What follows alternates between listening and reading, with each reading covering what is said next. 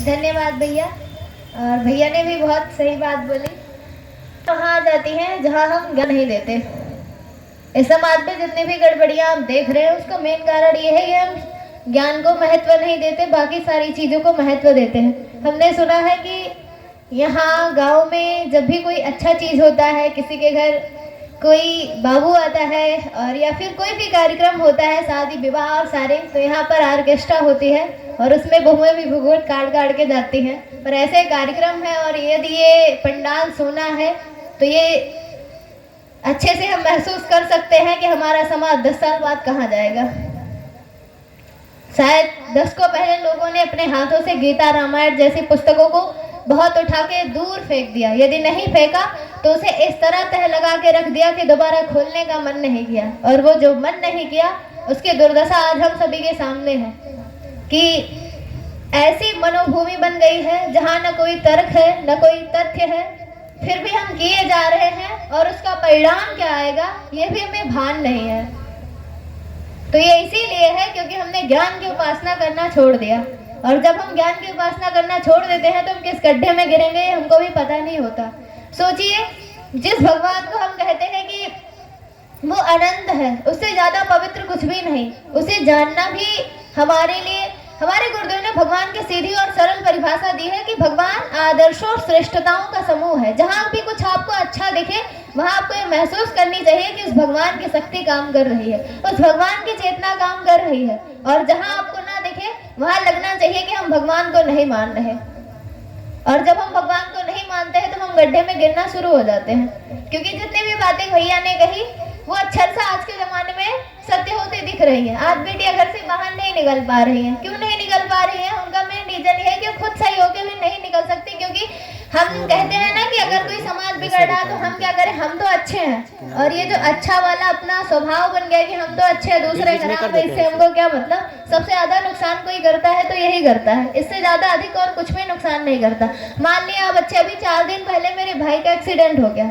मेरा भाई अच्छा था, सीधा खादर रोड पे चल रहा था, पर एक शराबी मतलब बहुत ज्यादा पिए हुए थे और बाइक लेके आए, सीधा टक्कर मार दे, गिरे से चोट लग गई। अब मेरा भाई तो अच्छा था, उसकी कहाँ गलती थी, फिर उसे चोट क्यों लगी।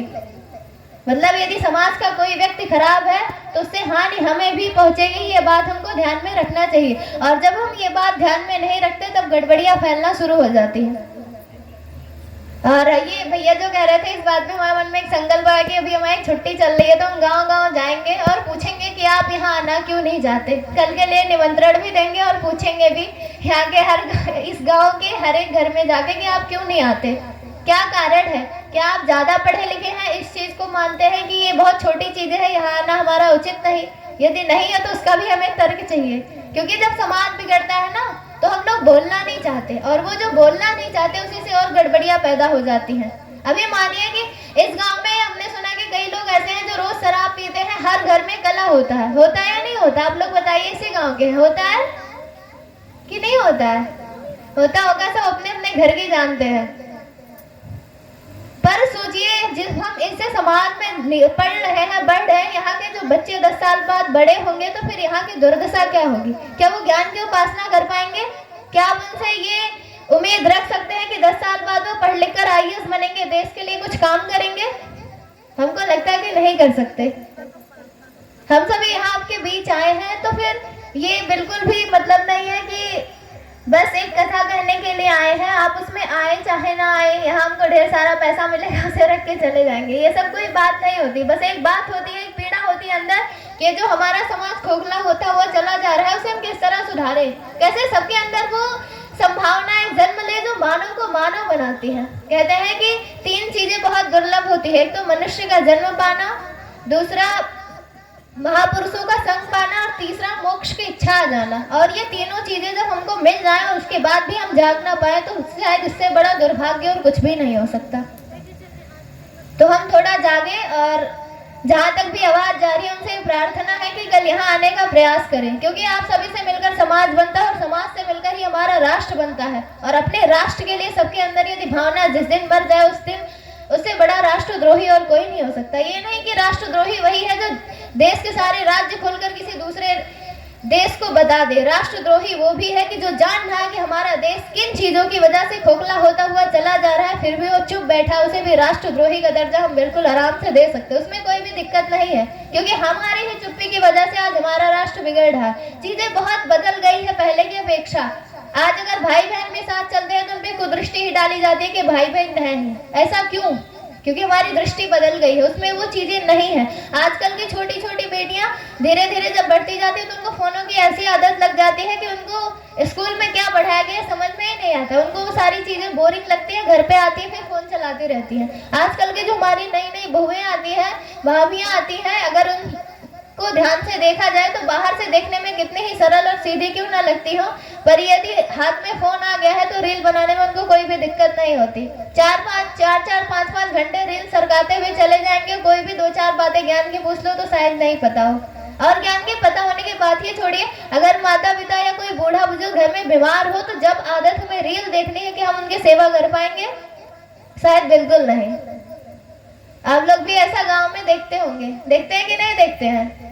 ऐसी परिस्थितियां आती हैं कि नहीं आती हैं? फिर हम ये माने कि हमारा परिवार, जिसे हम कहते हैं कि माताएं जो होती हैं वो किसी परिवार का नींव होती है, नारियां ही वो आधार होती हैं जिनसे राष्ट्र विकसित होते हुए चला जाता है। और वो राष्ट्र कैसे विकसित होगा जब उस घर की नारी कमजोर होगी, उसे ये भान ही नहीं होगा कि हमें भी अपने बेटे को राम जैसा बनाना है, हमें भी अपनी बिटिया को सीता जैसा बनाना है, उसमें भी वही गुण भरना है जो शिवाजी में थे, उसमें भी वही गुण भरना है जो भगत सिंह में थे।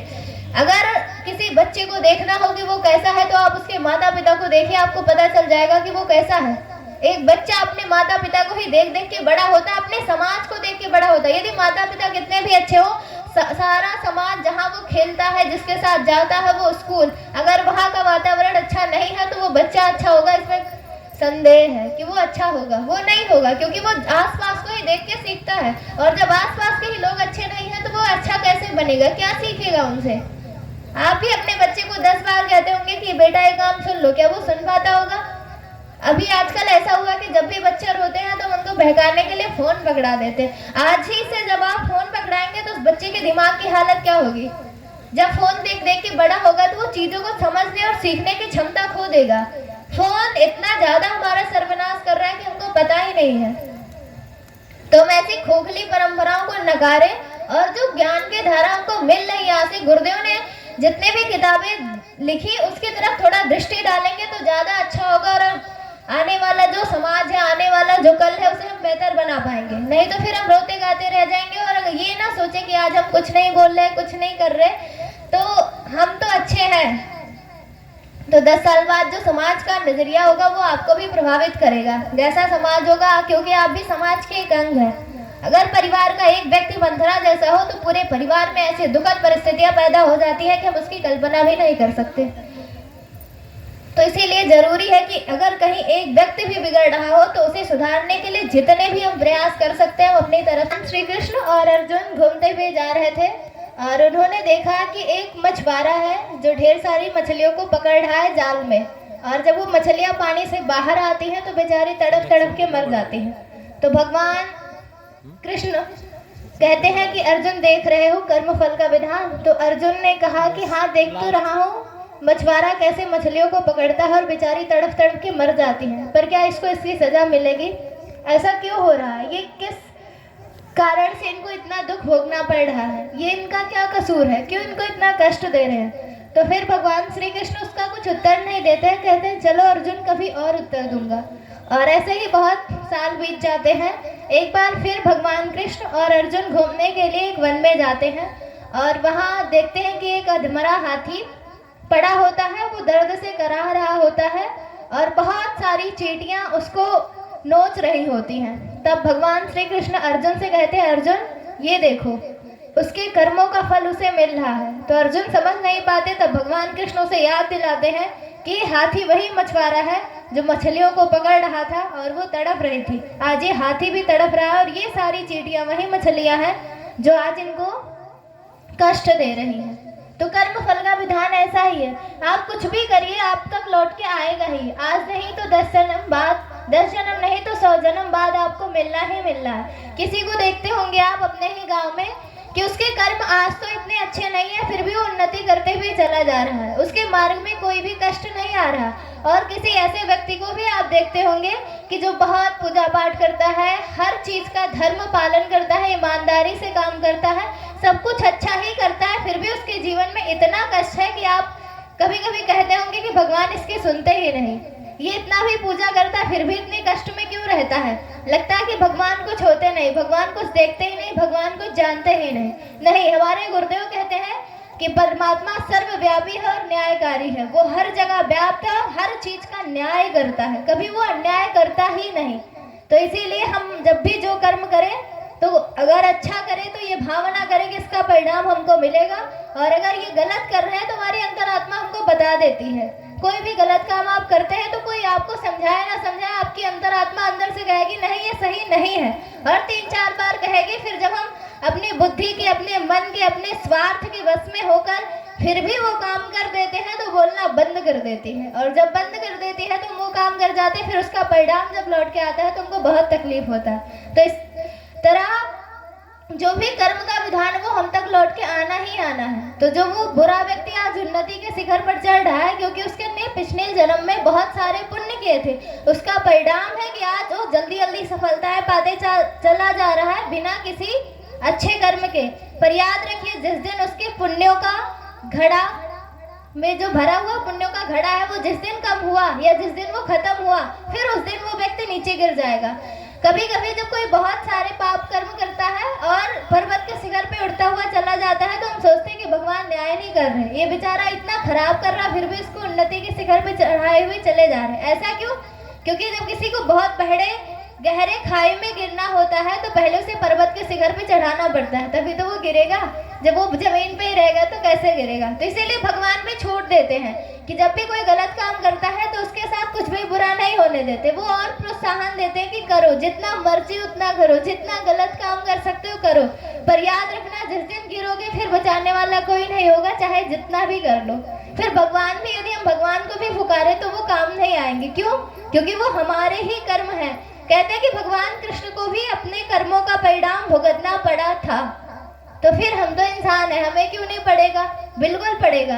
तो ये जो अच्छे कर्म करते चले जा रहे हैं फिर बुरे कर्म, दोनों का परिणाम आना सुनिश्चित है। और फिर जब आप गुरुदेव के लिए कुछ कर रहे हैं तो ये मानिए वो तो 1000 गुना मिलता हुआ चला जाएगा। हमारे गुरुदेव कहते थे भगवान के खेत में बो और 1000 गुना काटो। भगवान के खेत में क्या बोओगे?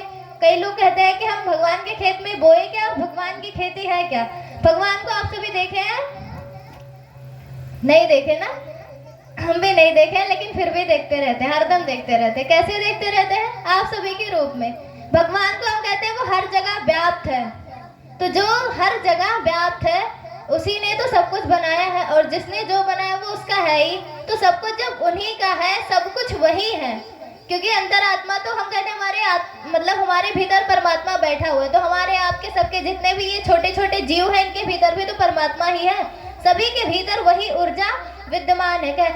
आचार्य शंकर जी कहते हैं कि सृष्टि के कण कण में परमात्मा है। तो जब सृष्टि के कण कण में है, कोई एक ऐसा अणु नहीं, परमाणु नहीं जिसमें भगवान नहीं, तो हर जगह वो है। तो हम में आप में क्यों नहीं? तो ये जो उनकी सुंदर सी वसुधा है, ये धरती है, इसमें जब हम कुछ बोते हैं, क्या बोते हैं? अब हम वो चाहे अपनी बुद्धि बोते हो, अपनी भावनाएं बोते हो, अपना ज्ञान बोते हो, अपना धन बोते हो, तो वो 1000 गुना लौट के आती हैं। कैसे आती है? आप एक मकई का दाना लेते हैं और खेत में बो देते हैं, और जब वो बोते हैं और जब वो फल बड़ा होता है और जब उसे आप काटते हैं तो क्या वो एक ही दाना होता है कि 1000 दाने होते हैं? 1000 दाने होते हैं। एक आम का वृक्ष जब लग जाता है, एक छोटा सा ही तो बीज बोया जाता है, और जब वो बीज बड़ा होता है तो उसमें 1000 फल लगते हैं, और एक ही साल नहीं लगते जब तक कि वो वृक्ष गिर न जाए। कई वृक्ष ऐसे होते हैं कि जो 50-50 साल तक होते हैं। तो इसी तरह कर्मों का विधान भी है कि आप कुछ एक छोटा सा अच्छा काम करते हैं तो उसका फल आपको 1000 गुना मिलता हुआ चला जाता है। पर वो कब मिलेगा? ये तो भगवान की व्यवस्था के अनुसार तय होता है। क्योंकि एक छोटा सा बीज जब आप बोते हैं तो मान लिया कि आज गए एक छोटा सा आम का बीज लिए, बो दिए, अगर 10 दिन बाद आप उसे चलें खोद के देखें कि उसमें से कुछ निकला, तो क्या कुछ निकलेगा? कोई उसमें अंकुरित हो पाएगा? बिल्कुल नहीं हो पाएगा ना। क्योंकि हर चीज का एक समय होता है, एक निर्धारित समय पर ही।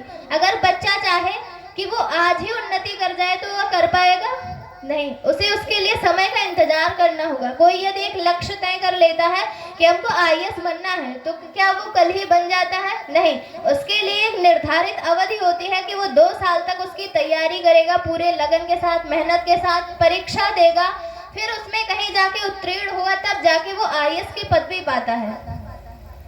तो इतना सारा समय लगता है तब हम जाकर कोई एक लक्ष्य पूरा कर पाते हैं। ऐसे ही कर्मफल का विधान है कि हम आज कर्म तो अच्छा कर रहे हैं, पर ये जरूरी नहीं कि उसके परिणाम कल ही हमको मिलना शुरू हो जाए। क्या पता वो अगले जन्म में मिले, क्या पता उसके बाद वाले जन्म में मिले। ऐसे एक कहानी आती है धृतराष्ट्र की, आपको अभी दीदी ने सुनाई होगी कि 108 जन्मों के बाद उसके कर्मों का परिणाम उसको मिला। तो ऐसे ही हम सभी भी हैं कि हमारे कर्मों का परिणाम हमको मिलता ही मिलता है। इसलिए जीवन में जो भी काम करे, एक छोटा सा भी काम करे तो उस पर बहुत बारीक दृष्टि डाल कर करे कि इस कर्म का परिणाम क्या होगा।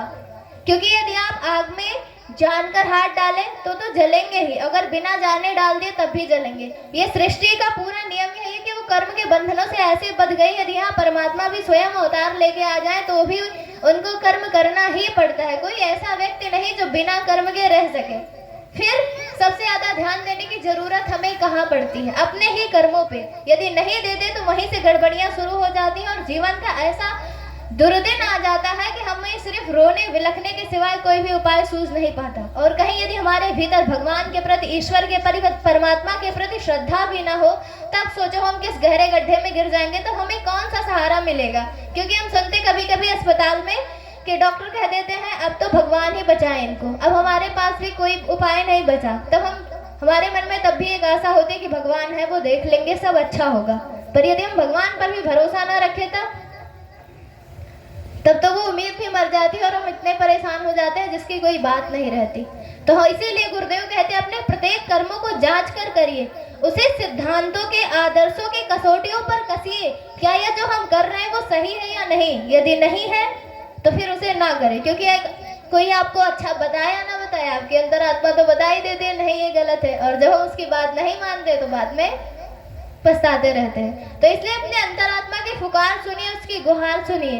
वो सिर्फ यही नहीं कहते कि अपने प्रत्येक कर्म को अच्छे से करिए जो आपको मिला हुआ है, बल्कि ये भी कहती है कि अगर उन कर्तव्यों को ईमानदारी से कर रहे हैं तो वो और सारे कर्तव्य भी अपने हिस्से ले लीजिए जो कोई और नहीं कर रहा है।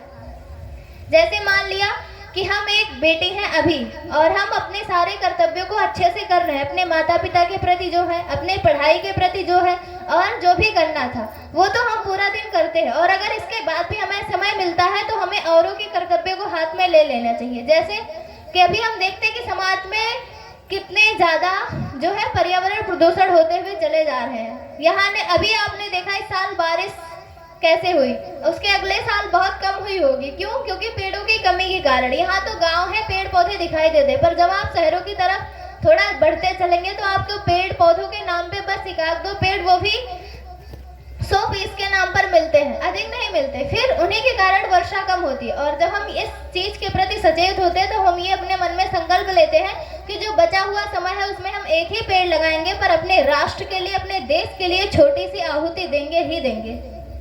जब आपके मन में ये बोध हो जाता है कि हमारा राष्ट्र, हमारा देश, इसमें जो पल रहे हैं वो छोटे छोटे नागरिक जिनसे कल इनका भविष्य बनना तय है, हमारे राष्ट्र का निर्माण होना तय है, वो किसी और दिशा में भटक रहे हैं, पर हमको वो सद्बुद्धि है तो हम उनको कुछ बताने के लिए, सही मार्ग पर लाने के लिए चल देते हैं। और ये यकीन मानिए कि आपका छोटा सा उठाया हुआ कदम हजारों लोगों की जिंदगियों को बदल सकता है। हमको भी लगता था पहले कि हम क्या कर सकते हैं, हमारे किए हुए कौन से ऐसे कर्म है, ऐसा हम क्या कर देंगे। हमको लगता था जब तक हम कुछ बन ना जाए, जैसे पढ़ लिख के पहले सपना था कि ये बनेंगे, ये करेंगे, सबका होता है ना कि डॉक्टर, इंजीनियर, IAS, PCS, कुछ ना कुछ ऐसे निकालेंगे तब देश के लिए करेंगे। हमको भी लगता था तभी हम कर पाएंगे। पर जब गुरुदेव मिले, अखंड ज्योति मिली और सर जी मिले तो समझाना शुरू किए कि नहीं, हम विद्यार्थी हैं तो भी राष्ट्र के लिए छोटा छोटा योगदान दे सकते हैं। तो बहुत सारे कार्यों को माध्यम बनाकर भैया बच्चे और सारे लोग तो करते ही करते हैं। उसमें से हमने भी सोचा कि हम भी छोटे छोटे बच्चों को पढ़ाएंगे और उनको कुछ ना कुछ बताएंगे कि वो भी अपने जीवन को सुधारें। ऐसे ही हमें भी भगवान की कृपा से कुछ बच्चे मिले और उनको पढ़ाना शुरू किया। और वो बच्चे ऐसे गांव से आते थे जिनका घर अभी मिट्टी का है, छप्पर का है, और आज भी अगर पानी बरसे तो पूरा घर भीग जाता है, उसमें रखे सामान वामान सब भीग जाते हैं। ऐसे घरों के बच्चे मिले और उन्होंने बताया कि दीदी हम सरकारी विद्यालय में पढ़ते हैं, प्राइवेट स्कूलों में वो नहीं पढ़ते थे, सरकारी विद्यालय में सभी बच्चे पढ़ते थे। और कभी कभी ऐसे आ जाते थे बिना बाल कंघी किए, ऐसे एकदम अव्यवस्थित। तो जब वो आए तो कभी कभी हम उनको बाल कंघी करके तेल भी लगा के सजा के तब पढ़ाते थे क्योंकि उनको सिखाना था।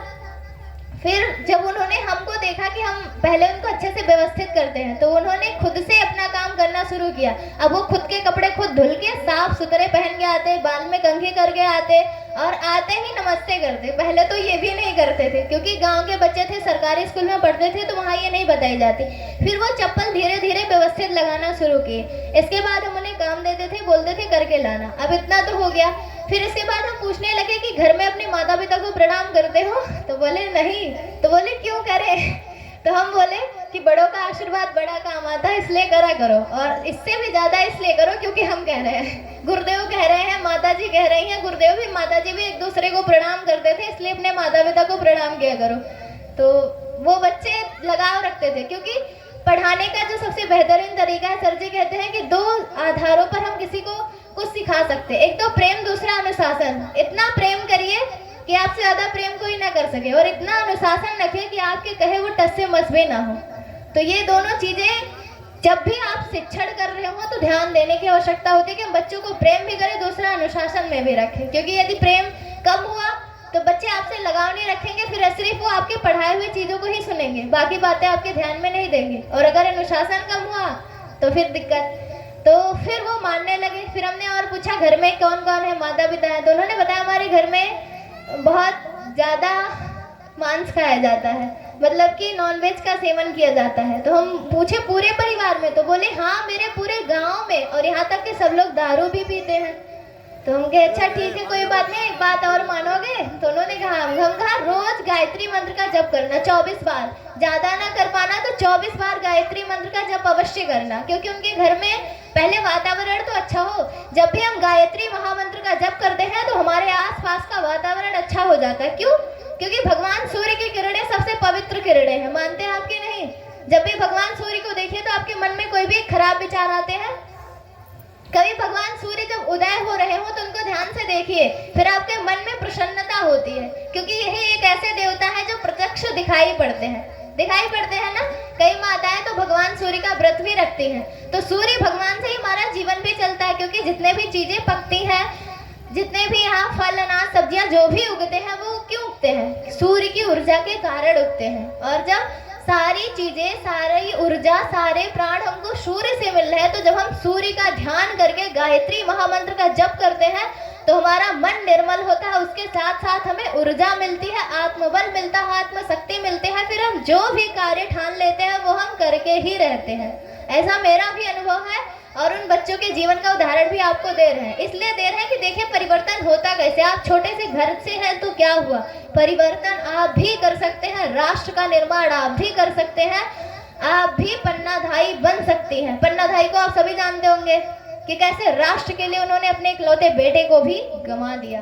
तो हम सभी छोटे से घर से हैं तो क्या हुआ, निर्माण एक दिया भी करता है और सूर्य भी करता है। चाहे वो सूर्य का दायरा बड़ा हो सकता है, दिए का छोटा, पर निर्माण दोनों करते हैं। तो ऐसे ही उन बच्चों को कहा गया, वो गायत्री महामंत्र करने लगे। अब उनके भीतर धीरे धीरे आत्मबल आने लगा।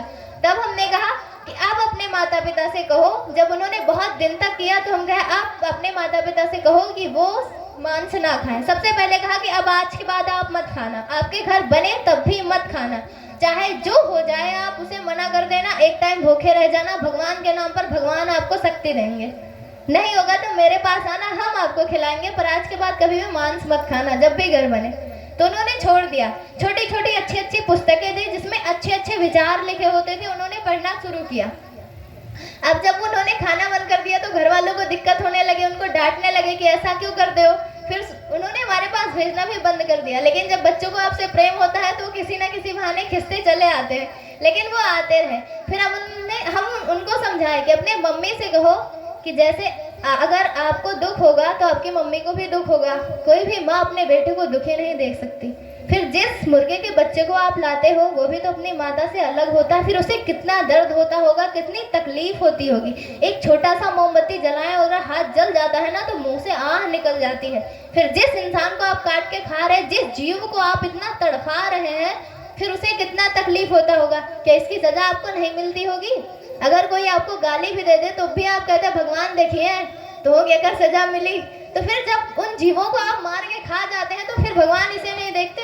देखिए जो लोग आज मांस वगैरह ऐसे छोटे छोटे जीवों को तड़फा तड़फा कर खाते हैं ना, कभी जब वो कार में बैठ के जा रहे होते हैं तो अचानक उनके कार में आग लगती है, पूरा बैठे हुए जितने भी लोग उसमें होते हैं भस्म हो जाते हैं, ऐसे तड़फ तड़फ के मर जाते हैं। क्यों? कर्मों का परिणाम सामने आता आज नहीं तो 10 दिन बाद आएगा ही आएगा। अभी आपने सुना कि मछली को भी तड़फाने वाला मछुआरा हाथी बनता है तो उस कर्मों का हिसाब चुकता करता है। अब ना जाने कितने दिन चींटियां उसको खाई होंगी और ना जाने कितने दिन वो हाथी तड़फा होगा। क्यों? क्योंकि उसने किसी को तड़फाया था। ये बात आप सभी महसूस करते हैं कि जब भी हम कभी गलत करते हैं तो हमारी अंतरात्मा भी तड़प उठती है और भीतर से भूख उठता है कि कभी ना कभी हम भी तड़पाए जाएंगे। तो इसे उन बच्चों ने भी अपने मम्मी पापा को समझाना शुरू किया कि मम्मी जैसे आप हमको प्यार करती हैं, क्योंकि बच्चे छोटे थे तो उनको आसान भाषा में ही समझाया गया। और देखते ही देखते पूरा परिवार मांस खाना छोड़ दिया और गायत्री माता गुरुदेव भगवान की फोटो ले गए, घर में रख दी, रोज गायत्री महामंत्र का जप करते हैं। आज अभी कल परसों में उनके घर गए, उन्होंने कहा बच्ची आज घर तो भले छपरेगा है पर पहले इस घर में कभी कभी भोजन भी खाने को नहीं आता था।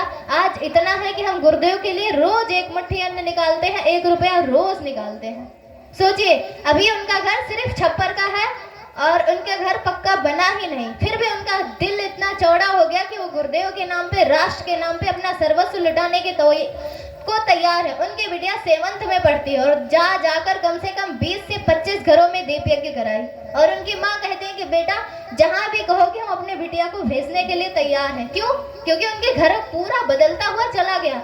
आज उनकी बिटिया पढ़ने में एकदम अव्वल दर्जे की है। आप उससे कुछ भी पूछेंगे तो आपको बताएगी। सिर्फ पढ़ने में नहीं, वो छोटी सी बिटिया से आप खाना भी बनवाएंगे तो भी बनाएगी, हर चीज कर लेती है एक छोटी सी बिटिया।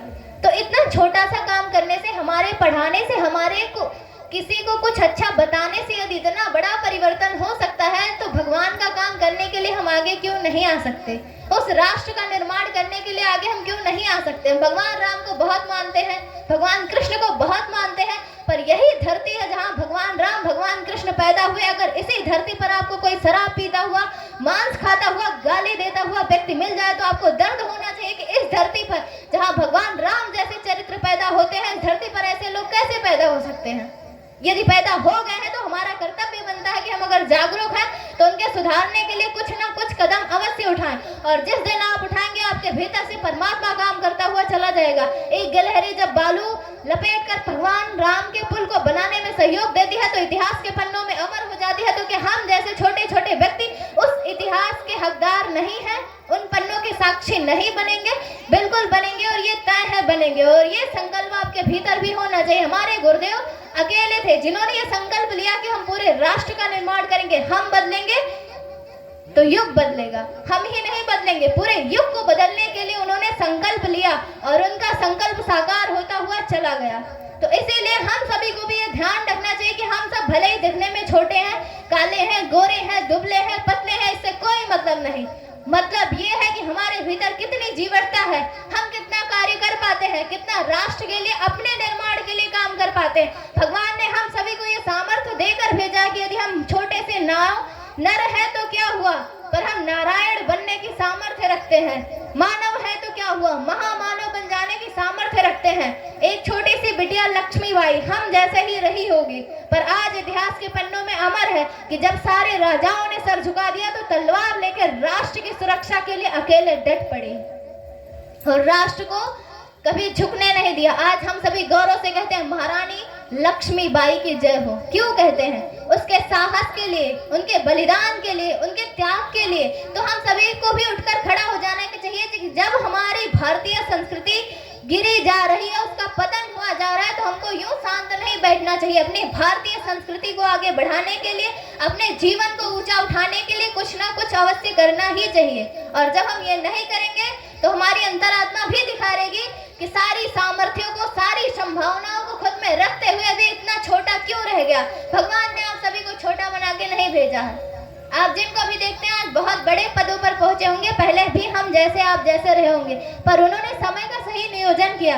कोई आईएएस क्यों बन पाता है, कोई प्रधानमंत्री बड़ा अधिकारी क्यों बन पाता है, क्योंकि वो उस समय का नियोजन कर रहा होता है, वो पढ़ रहा होता है, वो जीवन को साध रहा होता है, तब जाके आगे कुछ बड़ा बनता है। तो आप सभी भी अपने बेटे बेटियों को कभी भी समय बर्बाद मत करने दीजिए, कभी भी उन्हें फोन मत पकड़ा दीजिए, ले बच्ची देखो, ले भैया देखो, रोत है तो चुप हो जाओ, फोन दे दो, ऐसा मत करिएगा, क्योंकि आप ऐसा करेंगे तो उनका दिमाग फोन में उलझ जाएगा, फिर वो कभी ज्ञान नहीं ग्रहण कर पाएंगे। और जब व्यक्ति के भीतर ज्ञान नहीं होता तो फिर वो ऐसे उलूल जुलूल हरकतें करता है जो कि अच्छा नहीं होता।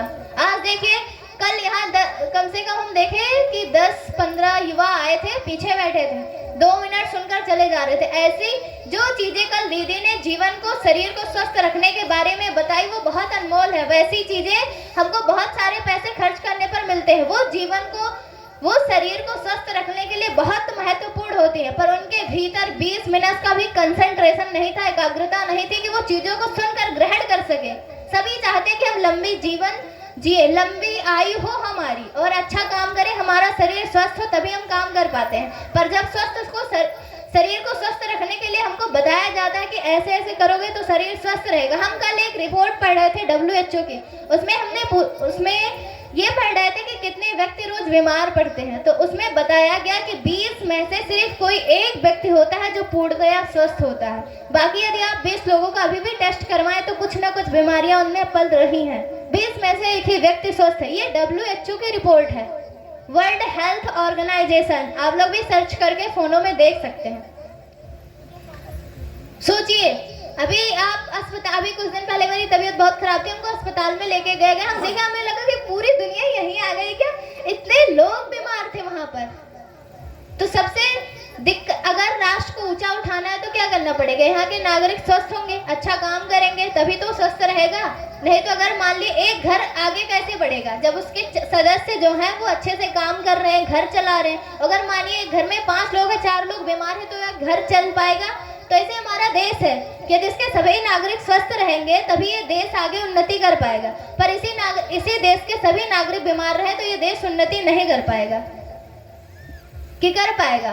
तो इसीलिए जब इतनी सारी अच्छी बातें उन भैया को बताई जा रही थी, वो भैया एक बार लेके आए, फिर बाइक लिए गए, फिर थोड़ी देर बाद आए, बाइक लिए गए। हम सोच रहे हैं भैया कर क्या रहे हैं, हम सोच रहे थे इनकी बुद्धि किस प्रकार काम कर रही। अगर नहीं अच्छा लगता भैया चले जाओ, फिर क्यों आ रहे हो, जब नहीं अच्छा लगता फिर क्यों आ रहे हो। बताओ, इतनी महंगी पेट्रोल डीजल होती है, उसे भी आप बर्बाद कर रहे हो।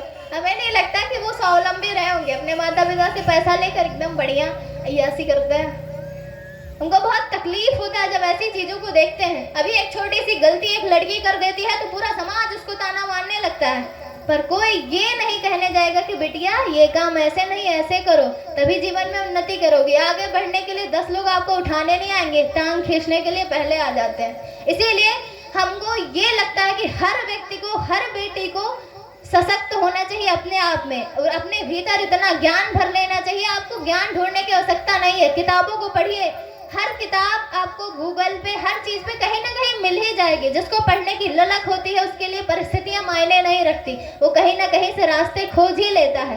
तो अपने विचारों को, अपनी भावनाओं को इतना सशक्त बनाइए, इतना मजबूत बनाइए कि किसी औरों की सहायता लेने की आवश्यकता आपको ना पड़े। आप खुद में एक क्रांति बन जाइए, जिस क्रांति को पूरी दुनिया याद रखे कि इसने अकेले ही नहीं बल्कि पूरे राष्ट्र का उद्धार किया। स्वयं का उद्धार तो किया ही किया, पूरे राष्ट्र का उद्धार किया। वंदनीय माता जी को देखिए, देखने में कितनी बूढ़ी लगती है कि नहीं लगती हैं, पर उन अश्वमेधों की श्रृंखला माता जी ने खड़ी कर दी जिसे कभी भगवान राम और भगवान कृष्ण किया करते थे। उन्होंने तो सिर्फ 1 और 2 बार किया था, पर वंदनीय माता जी ने अभी जल्दी ही 48वां या कुछ ऐसा अश्वमेध यज्ञ खत्म हुआ, मतलब कि 40 से भी अधिक अश्वमेध यज्ञ हो गए। अश्वमेध यज्ञ ऐसे होते हैं जहां बस ये 10-15 लोग नहीं आते, 10-15 लाख लोग आते हैं। वहां भगवान का आवाहन करके, वैदिक मंत्रों का उच्चारण करके आवाहन किया जाता है। ऐसा भव्य और दिव्य वातावरण होता है, ऐसा लगता है कि स्वर्ग से स्वयं देवता यज्ञ की आहुतियां देने के लिए आए हैं और भगवान स्वयं उसे स्वीकार कर रहे हैं। ऐसा मंजर होता है। तो ऐसी अश्वमेध की श्रृंखला वंदनीय माता जी ने खड़ा कर दिया। हमारी वंदनीय माता जी कैसी थी, एक बार सुनिए उनका प्रसंग। एक बार ऐसा आता है कि एक स्त्री थी और उसका पति मृत्यु को प्राप्त हो गया। वंदनीय माता जी के पास आई, 2 छोटे छोटे बच्चे थे, उसके घर वाले भी उसका साथ नहीं दे रहे थे और माता जी से कहा कि माता जी अब मैं क्या करूं, मेरे जीवन का कोई उद्देश्य नहीं, अब मैं क्यों जीऊं, मेरा कोई साथ नहीं दे रहा, अब तो मुझे मर जाना चाहिए। माता जी ने कहा नहीं, नारियां देश की ऐसे नहीं होती, हमारे भारत देश की नारियों में इतनी सामर्थ्य होती है, इतनी ताकत होती है कि वो भगवान राम को भी अपने कोख से पैदा कर देती है। तो फिर तुझे इतनी दिक्कत क्यों हो रही है, क्यों इतना अपने आप को हीन और दीन समझती है, कर लोगी, अपने बच्चे को भी तुम महान बना लोगी। और माता जी ने उसका साथ दिया, उसको पढ़ाया लिखाया, 10वीं पढ़ी थी। इसके बाद माता जी ने कहा फिर से कि जाओ अब पढ़ाई शुरू करो, पूरे मन से करना। पूरी फीस माता जी भरती थी और वो पढ़ाई करना शुरू करी। धीरे धीरे जब उसकी पढ़ाई पूरी हुई, बीएड की डिग्री मिली, फिर उसने टीचर का फॉर्म भरा, तब जाकर अध्यापक बनी और उसके कर्मों में इतनी कुशलता थी कि उसे देखते देखते धीरे धीरे स्कूल का प्रिंसिपल बना दिया गया। वो लड़की जो कभी सोचती थी कि हमें नहीं जीना चाहिए, माता जी ने उसे इतना हौसला दे दिया, इतना उसकी सहायता कर दी कि वही लड़की आज एक स्कूल की प्रिंसिपल बन गई और उसके दोनों बच्चे जब बड़े हुए तो एक इंजीनियर बना, एक डॉक्टर बना। नारी अपने आप में बहुत समर्थ होती है। तो ऐसी वंदनीय माता जी जो हमें हमेशा आगे बढ़ने की शिक्षा देती है, समर्थ बनने की शिक्षा देती है, संस्कारवान बनने की शिक्षा देती है। क्योंकि व्यक्ति अगर डॉक्टर भी बन जाए, आईएएस भी बन जाए, पीसीएस भी बन जाए, पर उसके अंदर संस्कार नहीं है तो कोई मतलब नहीं है। कहते हैं कि गांव के विकास का जिम्मा वीडियो के पास होता है। वीडियो यानी कि विलेज डेवलपमेंट ऑफिसर जो गांव का विकास करे। हमारे भी यहाँ ब्लॉक है, वहाँ पर एक अधिकारी है, वहाँ पता नहीं आते कि नहीं आते हमको नहीं पता, पर हमारे गांव में बहुत सारी दिक्कत थी जो हमको पता थी, पर हम यही सोचते थे कि ये तो गांव को विकास करने वाले अधिकारी फिर कभी मिलने क्यों नहीं आए, कभी पूछने क्यों नहीं आए कि गांव में क्या दिक्कत है। भाई अगर आप अधिकारी हैं, किसी गांव का आपको विकास करना है तो आप उसका विकास कब कर पाएंगे, जब तक ये नहीं जानेंगे उस गांव में कौन सी दिक्कत आ रही है। लेकिन वो कभी भी पूछने नहीं आए और उस गांव की सड़क आज भी जर्जर है। लोग वहां जाते हैं तो गिर पड़ते हैं, न जाने कितने के हाथ पांव टूट गए। जब बारिश होती है तो इतना पानी इकट्ठा हो जाता है कि वहां पर चलना मुश्किल हो जाता है। बड़े तो हो गए, एक पद भी मिल गया, पर उनके पास वो समझदारी नहीं आई कि अपने काम को किया कैसे जाए। वो भी तो एक जिम्मेदारी होती है, जैसे एक माँ की जिम्मेदारी होती है कि अपने बच्चे को सुसंस्कारी बनाए। अगर वो बच्चा बचपन से ये सीखता कि अपने हर काम को ईमानदारी से करना चाहिए, तब वो अगर विलेज डेवलपमेंट ऑफिसर भी बन गया है तब भी अपने काम को ईमानदारी से करता। पर वो बचपन से ही हर काम को बस सिर्फ स्वार्थवश करता था कि हमको बस पढ़ लिख के नौकरी ले लेनी है किसी तरह। इसीलिए कहते हैं कि अपने बच्चों को अपने साथ रखिए, अपने छोटे छोटे कामों में उनसे मदद करवाइए। यदि आप सब्जी काट रहे हैं तो बच्चे को भी बुला के बैठाइए कि आप भी सब्जी काटिए, क्योंकि आज से अगर उसकी मदद करने की आदत नहीं पड़ी है तो भविष्य में मदद करेगा ऐसा संभव नहीं है। जो आज से कर रहे हैं वो आगे भी करेंगे। तो इसी तरह आप सभी को भी राष्ट्र के सहयोग में साथ देना चाहिए। अपने बच्चे को आगे बढ़ाने के लिए उन्हें इन छोटी छोटी चीज़ों से दूर रखना चाहिए। उन्हें भी ऐसे गाने जो मन को भटका देते हैं। अभी आज लक्ष्मी विसर्जन था और हम आ रहे थे, वहाँ देखे मतलब डीजे पे इतना तेज वाइब्रेशन के साथ वो बजा रहे थे और पूरा रोड जाम था और सभी भैया और दीदी लोग जो भी थे इतना मगन थे डांस करने में, पूरा लाल गुलाल उड़ा के। हम ये नहीं समझ पा रहे थे इससे लक्ष्मी माता कैसे प्रसन्न होती है। यदि होती है तो फिर दर्शन का है नहीं दी। और फिर ये बच्चे फिर 5 साल बाद बोलते मम्मी हमको नौकरी नहीं मिल रही, हम बेरोजगार हैं, आपको पैसा कैसे दें, आपकी दवाई कैसे कराएं। ये सारी परिस्थितियाँ कैसे आ जाती है, ये हम सोच रहे थे। और फिर इतना ही नहीं, वो हमको घूर भी रहे थे हम के अब लो, अब लक्ष्मी माता और प्रसन्न होंगे। ये है इनके सद्बुद्धि और ये है हमारा समाज।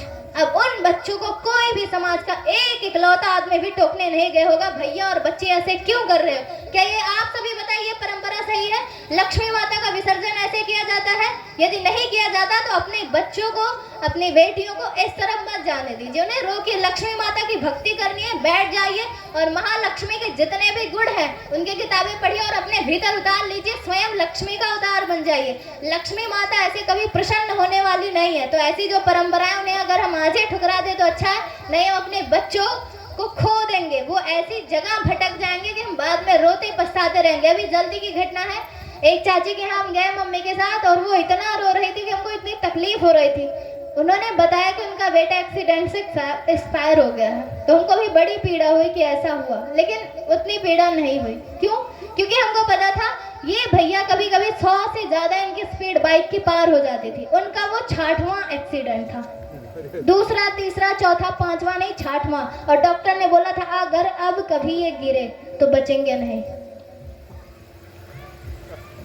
ये तो हो सकता है कि भगवान का बुलाया आया तभी चले गए, पर वो सावधानियां जो हमें करनी थी वो हम नहीं कर पाए। इस तरह भी हमें ध्यान देना होगा। हर बार हम भगवान को तो दोषी ठहरा देते, वो भी यही बात कर रहे थे कि भगवान ने हमारे साथ ऐसा क्यों किया। और जाहिर सी बात है माँ की ममता तड़पेगी। अब सोचिए वो माँ कितने दिन तक तड़पेंगी। आप तो चले गए, मान लिया हम हैं, अभी हम कितना भी खराब काम करें, अभी हमको स्कूटी तो मिल गई है, सर्जी दे दिए, एकदम फुल स्पीड में चढ़ाए, कहीं ले जाकर ठोक दिए, हम तो गए, हमारा काम खत्म। पर हमारे माता पिता जिनके में इकलौती संतान है वो कितने दिन रहेंगे? हमें नहीं लगता जब तक वो जिएंगे तब तक सुकून से रह पाएंगे, उनको हम ही हरदम याद आएंगे। वो कह रही थी हमको हर जगह हम यही देखते हैं किसी में हमारे बच्चे का चेहरा नजर आए और उसे हम अपने आंचल से छुपा लें। और ये देखकर इतनी तकलीफ हो रही थी कि आज के देश के युवाओं को हो क्या गया है, उनको अपने माता पिता का भी परवाह नहीं रह गया।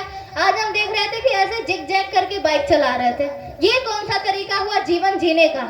और ये जीवन जीने का तरीका हम अपने बच्चों को नहीं सिखाएंगे तो तीसरा इंसान कौन आएगा सिखाने? हमको यहाँ बैठकर बोलने की क्या आवश्यकता है? हमने अभी एमएससी में एमए HCYS में एडमिशन लिया है और हमारे लिए सबसे नया सिलेबस है, हम उसको पहले कभी नहीं पढ़े हैं। हमारे जितने भी मतलब क्लासमेट थे वो नहीं घर गए, वो वहाँ बैठ के पढ़ाई कर रहे हैं। पर हम क्यों आए? क्योंकि हमको लगा कि एक मौका है, जाकर हम वहाँ लोगों को ये बता सकते हैं, ये परिवर्तन ला सकते हैं, अपने लिए विचार दे सकते हैं। तो आप सभी प्रार्थना करेंगे कि इन विचारों में से यदि कोई भी विचार अच्छा लगा हो तो उसे अपने जीवन में उतार लीजिए, अपने बेटियों को उस तरफ जाने से रोक लीजिए। आप अपनी बेटियों को कुछ अच्छा सिखाइए ना, उनको खाली मत बैठने दीजिए। उनको सिलाई सीखने का शौक है, उन्हें कहिए कि ऐसा सिलाई सीखे जो पूरे गांव के आसपास में कोई ना कर पाता हो, इतना अच्छा बनाए किसी चीज को। जब बनाए, पढ़ने का शौक है तो उनको पूरा टाइम दीजिए, थोड़ा काम आप ज्यादा कर लीजिए, कहिए बच्चे पढ़िए, पर ये मत टाइम दीजिए कि बच्चे रील देखिए, ये वाला टाइम उनको बिल्कुल मत दीजिए, क्योंकि 10 साल बाद ये उनको बर्बाद कर देगा।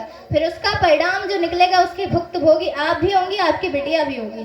तो बहुत छोटी छोटी परेशानियां हैं जो बहुत बड़े परिणाम लेके आती हैं, इनको हमें दूर करना होगा। और जब तक नहीं दूर करेंगे तब तक मानिए कि ऐसा ही खराब और भ्रष्ट समाज में हम जी रहे होंगे, स्वयं तो बर्बाद हो रहे होंगे और 4 लोग भी होंगे। हम कितना भी अच्छा हो उससे कोई मायने नहीं रखता, ये बात हम समझ चुके हैं, क्योंकि हम में कोई कमियां नहीं। कभी कभी हम देखते हैं बहुत सारी कमियां हैं छोटी मोटी, पर ये कोई बहुत बड़ी कमी नहीं है जिससे हम खराब कहे जा सके।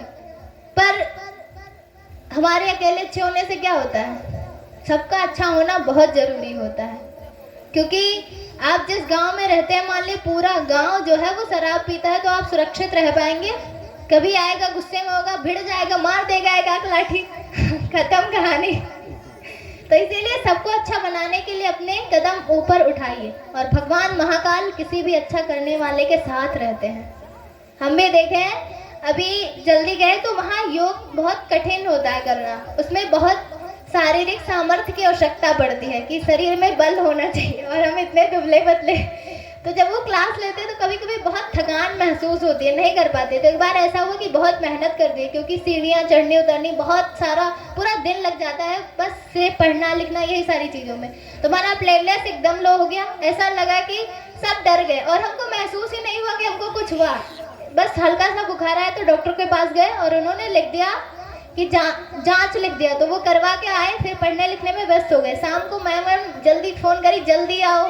हम सोचे क्या हुआ, फिर उन्होंने जल्दी से हमको शांति को ट्रांसफ़र किया, हॉस्पिटल में गए। अभी भी हम समझ नहीं पा रहे कि हुआ क्या, हम सबसे पूछ रहे हुआ क्या। तो शांति कुंज वाले बोले कि हम इनको एडमिट नहीं करेंगे। तो हम सोचे इतने अच्छे से हम हंस रहे हैं, मुस्कुरा रहे हैं, हमको एडमिट क्यों करना है। और वो तुरंत हमको एम्स, आप सभी जानते होंगे कि जब कहीं नहीं भर्ती किया जाता तो सीधा एम्स अब हमको वहाँ ट्रांसफ़र कर दिया, बड़ी सी एम्बुलेंस में बिठाए। वो हमको इतना डर लग रहा था। अभी तक तो हम खुश थे, हम ये सोचे कि अभी हम पढ़ के आ रहे हैं, हमको कुछ नहीं हुआ, फिर हमको यहाँ क्यों ले जा रहे हैं। तो पता चला कि हमारा प्लेटलेट्स लो है और एकदम ऐसी स्थिति है नाजुक कि हम बचे भी ना। और हम इतने हम बहुत देर तक ये सोचते रहे कि हो क्या रहा है। तो जब वो डॉक्टर के पास गए तो उन्होंने पूछा कि आपको पूरे शरीर से कहीं ब्लड तो नहीं आ रहा है। तो हमने कहा बिल्कुल नहीं। बोले कि कोई दिक्कत तो नहीं महसूस हो रही है। हम बोले नहीं, कोई दिक्कत नहीं है। बोले दर्द हो रहा है? हम कहा हाँ हल्का फुल्का हो रहा है पर उतना नहीं हो रहा है। तो बोले सच में? तो हम बोले हाँ। तो उनको लगा कि मतलब कभी कभी ऐसा होता है, कोई कहीं 50,000 में ही दम तोड़ देते हैं। प्लेटलेट्स आप सभी जानते होंगे कि जब वो लो होता है तो इंसान का बचना बहुत मुश्किल होता है। और उस समय हमको डेंगू भी था, टाइफाइड पॉजिटिव दोनों था, और अभी भी है पर लगता नहीं होगा। फिर वो कहे अच्छा, और उस दिन हमको महसूस हुआ कि गुरुदेव हमारे साथ साथ चलते हैं, हमको कुछ नहीं हो सकता। और वो हमको वापस भेज दिए। दूसरे दिन चेक कराया गया, पता चला प्लेटलेट्स 1,12,000। फिर हम अपनी पढ़ाई में लग गए। जब भगवान के काम में लगते हैं तो भगवान आपकी हर चीज़ का ख्याल रखते हैं। गुरुदेव कहते हैं आप हमारा काम करिए, हम आपका काम करेंगे। वो परम सत्ता ये नहीं, ऐसी नहीं है कि बस वो देख रही। जहाँ आपको पूरा जमाना साथ छोड़ देता है, वो पीछे से आके आपको आगे उठाते हुए चली जाती है, आपको उछालती हुई चली जाती है। आप मानव से महामानव बन जाते हैं। आप सभी ने सूरदास का सुना होगा, कितनी गिरी हुई स्थिति में थे, पर भगवान ने उठाया। तो आज सूर्यदास का नाम सभी जानते हैं, इतिहास के पन्नों में उनको पढ़ते हैं, उनकी कविताओं को पढ़ाया जाता है। तो जब जिन स्थितियों में आप गिर जाते हैं, कोई आपकी सहायता करने के लिए खड़ा नहीं होता, तो यकीन मानिए वो प्रभु आपके पीछे लगे हुए होते हैं। और वो कब लगेंगे? जब आप भी उनके पीछे लगे रहेंगे। वो तो आपका हाथ बार बार पकड़ है, बेटा मेरे साथ चल। जैसे पिता होता है बार बार बच्चे को पकड़ता रहता है मेले में, और बेटा क्या करता है, कुछ देखने में बिजी होता है, गुब्बारे देख रहा होता है, कुछ खाने की चीजें देख रहा होता है, कुछ खेल मदारी देख रहा होता है, और बार बार पिता का हाथ छुड़ा देता है। और जब एक बार खो जाता है, अब जानता है मेरा कोई सहारा नहीं, तब रोता है पापा। तब वो रोने लगता है, पिताजी कहाँ है, पिताजी कहाँ है। तब उसे याद आता है हमें घर लौटने की आवश्यकता है। और जब इतने सारी प्रक्रियाओं से गुजर कर आता है, तब जब पिता का हाथ थामता है तो कभी नहीं छोड़ता। ऐसे हम सभी हैं, परमात्मा से छूट गए हैं, और जब छूट गए हैं तो भी इस दुनिया को देखने में व्यस्त हैं। अरे ये तो हमारे सबसे अच्छे सहयोगी हैं, कोई नहीं मदद करेगा तो ये भैया करेंगे। पर जब इनसे भी धोखा खाते तब कहते नहीं, अब अगर कोई है तो वो है परमात्मा, और अब वही हमारे साथ रहेगा। और जब एक बार उनके तरफ लौट जाते हैं, फिर हमें दुनिया की परवाह नहीं रहती। तो इसीलिए आप ऐसे समर्थ गुरु से जुड़े हैं जिसके लिए दुनिया में कुछ भी कर पाना असंभव नहीं। भगवान श्री कृष्ण ने एक गीता का ज्ञान दिया था, और हमारे गुरुदेव ने 3200 पुस्तकें लिखी। आप हमारे गुरुदेव के जीवन में कोई कमी निकाल ही नहीं सकते। उनका जीवन परिपूर्ण है। हमारे उपनिषद में पढ़ाया जाता है कि भगवान परमात्मा पूर्ण है और उसका अंश भी पूर्ण है, यानी कि पूर्ण से निकाल लो पूर्ण को तो पूर्ण ही बचता है। यहाँ एक मंत्र भी लास्ट में हम कराते हैं, ओम पूर्णमदः पूर्णमिदं पूर्णात् पूर्णमुदच्यते पूर्णस्य पूर्णमादाय पूर्णमेवावशिष्यते। परमात्मा पूर्ण है, परमात्मा से निकलने वाला अंश भी पूर्ण है, लेकिन हमको उसकी तरफ बढ़ना होगा। अपनी भावनाओं को, अपने विचारों को ईश्वर अर्थात श्रेष्ठ कार्य, श्रेष्ठ विचार दोनों से जोड़कर रखना होगा, और श्रेष्ठ भावनाएं। और जब हम इनसे अपना पीछा छुड़ा लेते हैं, इनको छोड़ देते हैं, तो हम पतन के गर्त में गिरते हुए चले जाते। फिर अपने आप को कितना भी अच्छा दिखाएं, कितना भी दिखाएं कि हम तो हम हैं, पर वो हम होते नहीं, कुछ और होते हैं। वो पता होता है क्या होते हैं। आज हम एक जगह गए, देखे एक भैया एकदम बढ़िया से शर्ट वर्ट एकदम कॉलर टाइट पहन के आए, और मुंह में गुटखा भरा हुआ था। तो हमको देख के लगा क्या बुद्धि है, देखने में तो इतने शानदार दिखते हैं, सब कुछ बाल कटिंग वटिंग एकदम फैशन से थे, पर दुर्बुद्धि इतनी कि जो आपके जीवन को बर्बाद कर देगा। 20 साल बाद आपको ऐसी स्थिति में पहुंचा देगा जहां आप कुछ करने के लायक नहीं हो। पहले कहा जाता था कि हमारे गांव घर के बुजुर्ग जो दादा होते थे वो शरीर से बलवान होते थे, 90-90 साल के बुजुर्ग इतना काम कर लेते थे जितना आज के 20 साल के युवा भी नहीं कर पाएंगे। ऐसा होता था कि नहीं? आज भी हमारे घर की दादियां जितना काम कर लेती हैं, हमारी माताएं उतना नहीं कर पाती। क्यों? शरीर का बल खत्म हो गया है, क्योंकि हमने ऐसी चीजें खाना शुरू कर दे दी। अब मैगी खाएंगे तो कहाँ से ताकत आएगी? गुटखा भर लेते हैं मुंह में और ना जाने कितनी चीजें खाते रहते हैं। मेरा बस चले तो सबको बैन करवा दे लेकिन ऐसा भी चल नहीं रहा। तो ये हम सभी अगर साथ मिलकर इस तरफ कदम बढ़ाएंगे, भगवान के काम में साझेदारी करेंगे, विश्व संस्कृति, राष्ट्र संस्कृति, देश की संस्कृति, भारतीय संस्कृति को जिंदा रखेंगे, तो हम भी महारानी लक्ष्मीबाई, अहिल्याबाई होलकर, पन्नाधाई, पद्मिनी जैसी आत्माओं की तरह ही जीवन को अमर बना देंगे। नहीं तो फिर ऐसे छोटे मोटे जीवन को जीकर भी हम खत्म करते हुए चले जाएंगे। अपने जीवन को आदर्शों से, श्रेष्ठताओं से, अच्छी बातों से जोड़ कर रखिए, अध्ययन करिए। आप हमारे गुरुदेव हैं, उन्होंने कोई डिग्री नहीं ली, सिर्फ 5वीं पढ़े थे, पर वो 32,000 किताब लिखने वाले सबसे महान लेखक, आज के युग ऋषि, युग व्यास हुए। तो आपके भीतर जो पीड़ा है, उस पीड़ा को उन्होंने लिखा। हमारे गुरुदेव बराबर सतत 2 घंटा स्वाध्याय करते थे। उन्होंने डिग्री नहीं हासिल की, पर उनके भीतर जो है वो ऐसा है जो अद्भुत है, अद्वितीय है। उन्होंने सिर्फ अपनी आत्मा को प्रकाशित करने के लिए ज्ञान का अर्जन किया। हम सभी सिर्फ डिग्री लेने के लिए ज्ञान का अर्जन करते हैं तो हम फेल हो जाते हैं। पर जब हम अपने आप का चौतरफा सर्वांगीण विकास करने के लिए, जो हर मायने में श्रेष्ठ होता है, व्यक्तित्व का हर आयाम ऊंचा उठ जाता है, उसके लिए अध्ययन करते हैं, तो हम मानव नहीं महामानव बन जाते हैं। उसका उदाहरण हमारे गुरुदेव हैं, सबसे सटीक उदाहरण है। देखिए, 5वीं पढ़े थे। कोई भी आज का पीएचडी किया हुआ विद्यार्थी ले आइए और कहिए कि 10-20 किताबें लिख दे समस्याओं के समाधान पर। नहीं तो आपको एक समस्या है, कोई भी जो मन से संबंधित हो, भावनाओं विचारों से संबंधित हो, पूछ लीजिए तो आंसर देने में हिचकिचाएगा, कहेगा बाद में बताऊंगा, पढ़ के आऊंगा। पर हमारे गुरुदेव जो 5वीं पढ़े थे, उन्होंने विश्व के समस्त समस्याओं का समाधान लिखा। यहाँ तक इतना ही नहीं, नक्षत्रों के बारे में, जो कि वैज्ञानिकों को पता होता, उनके बारे में इतनी सारी किताबें लिखी कि अभी नए 2 ग्रह खोजे गए और उन दोनों ग्रहों का नाम पंडित श्री राम शर्मा आचार्य और माता भगवती देवी रखा गया। क्यों? वो गुरुदेव के कोई सगे नहीं थे, रिश्तेदार नहीं थे कि चलो जैसे हमारे रिश्तेदार में होता है कि हम कुछ नहीं हुआ तो उनका नाम, उनको क्रेडिट दे देते। पर वो इसलिए नहीं दिए कि गुरुदेव उनके कुछ लगते थे, बल्कि उन्होंने इसलिए दे दिया कि गुरुदेव ने नक्षत्र विज्ञान पर कम से कम सैकड़ों पुस्तकें लिखी थी। इतना ज्ञान था गुरुदेव के अंदर। तो हम सभी ज्ञान के उपासक बने, अपने आप को भटकने ना दे, अपने आप को मीराबाई जैसी स्थिति में लाने का प्रयास करें, अपने आप को हर स्थिति में ऊंचा उठाने का प्रयास करें। अपने आप को सोचे समझे कि जब समय खाली है तो हम किसी न किसी चीज का अध्ययन करें, कुछ नया जाने। कुछ नहीं जाने तो अपने भीतर कुछ प्रतिभा ही उभार ले। कोई होता है जो बहुत अच्छा आर्ट बनाता है, किसी को देखा और वैसे ही उतार देता है। नहीं है तो कविता लेखन की कला अपने भीतर पैदा कर ले, लेकिन वो भी अच्छी दिशा में चले।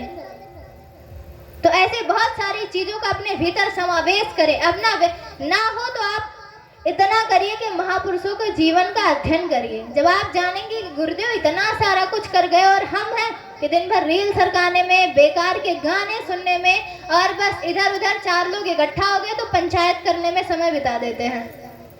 और एक ऐसी बिटिया जिसका नाम है ईहा दीक्षित, अभी उसकी उम्र होगी 9 साल और फिर इसके बाद वो 5-6 में पढ़ती होगी या फिर उससे भी नीचे दर्जे की होगी, पर उसका नाम यूट्यूब पे सर्च करेंगे तो आ जाएगा।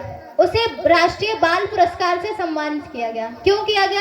वो अपने हर बर्थडे पर एक पौधा लगाती थी। उसके माता पिता ने संस्कार दिए थे कि हमारे घर की परंपरा है, जब भी जन्मदिन आए तो एक पौधा लगाएंगे। तो उसके मन में आया कि जब वो विद्यालय जाती थी तो पैदल जाती थी, रास्ते में जब धूप, गर्मी का समय होता है तो धूप लगता है, तो जब पेड़ पौधे नहीं मिलते थे तो उसे बहुत धूप लगता है। तो वो सोचती कि जब हम बर्थडे पे एक पेड़ लगा सकते हैं तो मम्मी से पूछेंगे कि क्या वैसे भी लगा सकते हैं। तो उसकी मम्मी ने कहा कि हाँ वैसे भी लगा सकते हैं। तो रास्ते में अपने पापा से एक पौधा मंगा लेती, रास्ते में आती और रोड के किनारे लगा देती और जब वापस जाती तो उन पौधों को पानी देती।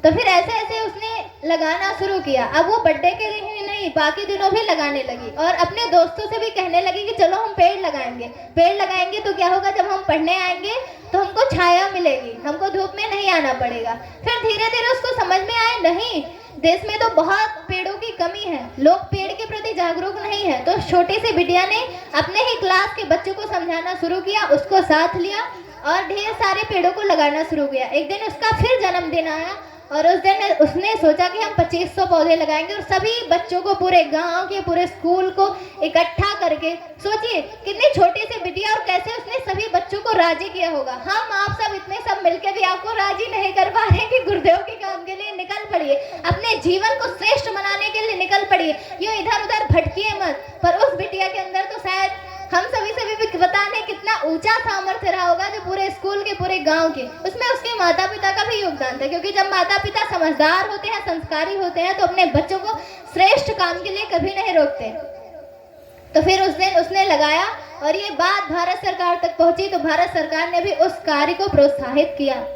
तो हम सभी भी अपने बच्चों के भीतर ऐसे संस्कार डालें, अपने समय का ऐसे नियोजन करें कि वो अपना ही नहीं, राष्ट्र का भी विकास करे। और राष्ट्र के काम में यदि नहीं सहयोग कर पा रहे तो अपना उद्धार तो करे ही। हमारे गुरुदेव कहते हैं अपना सुधार संसार की सबसे बड़ी सेवा है। और दूसरा कहते हैं अपना मूल्य समझो और विश्वास करो कि तुम संसार के सबसे महत्वपूर्ण प्राणी हो। और जब प्राणी महत्वपूर्ण हो तो काम भी तो महत्वपूर्ण होना चाहिए। अगर पढ़ने का मन करता है तो ऐसे पढ़िए कि भगत सिंह का नाम आपने सुना होगा। उन्होंने अपनी स्कूली पढ़ाई के दौरान यानी क्लास 12 तक में 300 अपनी सिलेबस के बाद की किताबें पढ़ डाली। ग्रेजुएशन में आते आते उन किताबों की संख्या 550 से अधिक हो गई। तब जाकर वो राष्ट्र के निर्माण में अपना योगदान दे पाए। हमारी मैम है, उनका नाम है रुचि मैम, और वो वैज्ञानिक हैं, खोज करती हैं, अनुसंधान करती हैं। और मैम से पूरा दिन उनको जो काम मिलता है वो करती है। एक तो वैज्ञानिक है, उसके साथ साथ ही वो हमारे पूरे हॉस्टल की वार्डन मैम भी है, मतलब हम सभी का देखभाल भी करती हैं। और पूरे दिन तो लैब में रहती हैं, शाम को आती हैं, हम सभी से मिलकर हमारा हालचाल पूछती हैं। इसके बाद हम मैम से पूछे, मैम तब तो आप बहुत लेट सोती होंगी, 11-12 बजे तक। तो हमसे कही कि नहीं, हम तो 3 बजे तक सोते हैं, फिर सुबह हम उठ जाते हैं 5-6 बजे तक। तो हम बोले मैम इतनी रात को जाग के करते क्या है? तो बोली हम पढ़ते हैं। तो हम बोले मैम आप तो वैज्ञानिक है, फिर अब आपको पढ़ने की क्या जरूरत? तो उन्होंने बोली बेटा ज्ञान की उपासना कभी नहीं छोड़नी चाहिए, हमको सिर्फ वैज्ञानिक थोड़ी ना बनना है, हमको उस पूर्णता तक जाना है जहाँ जाने के बाद कुछ बचे ही ना, हमको ज्ञान के उस शिखर को छूना है। गुरुदेव 3200 किताबें लिख गए कि हम अपने जीवन में 32 किताबें भी नहीं पढ़ सकते। इतनी भी हमारी सामर्थ्य कम हो गई है, इतने भी हम छोटे हो गए हैं। तो वो मैम अब भी अध्ययन में निरंतर रत हैं और हम सभी बस दिन भर खाना बनाना, जो भी काम मिला अपना करके आराम से सो जाते हैं। ज्ञान के उपासक हम बनते ही नहीं, और जब हम ज्ञान के उपासक नहीं बनते तो कभी स्वयं से परिचित नहीं हो पाते। ये कि आप सभी मानते होंगे कि आप सब भी शरीर नहीं है और हम भी शरीर नहीं है, शरीर से परे कुछ है।